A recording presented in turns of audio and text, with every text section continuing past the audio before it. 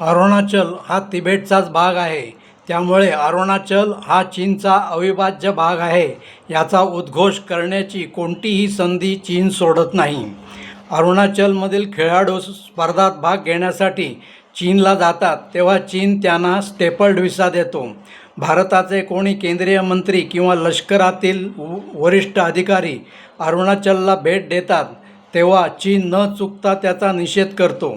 अरुणाचल व सीमावर्ती भागातील काही भागांना चीनी भाषेतील नावे जाहीर करीत असतो. अरुणाचलमधील एक महिला लंडनहून जपानला जात असताना चीनच्या विमानतळावर तिला चीनी अधिकाऱ्यांनी तिच्या भारतीय व्हिसामुळे बराच वेळ अडकवून ठेवले. भारताने याचा निषेध केल्यावर त्याबद्दल चीनने साधी दिलगिरीही व्यक्त केलेली नाही.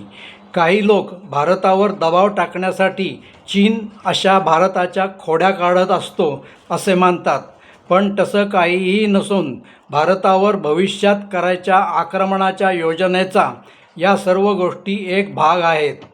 भविष्यात करायच्या फार मोठ्या आक्रमणाची पार्श्वभूमी तयार करण्याची पूर्वनियोजित चाल आहे. अशा अनेक गोष्टी आहेत ज्या चीनी आक्रमणाची खात्री पटवतील. जय हिंद.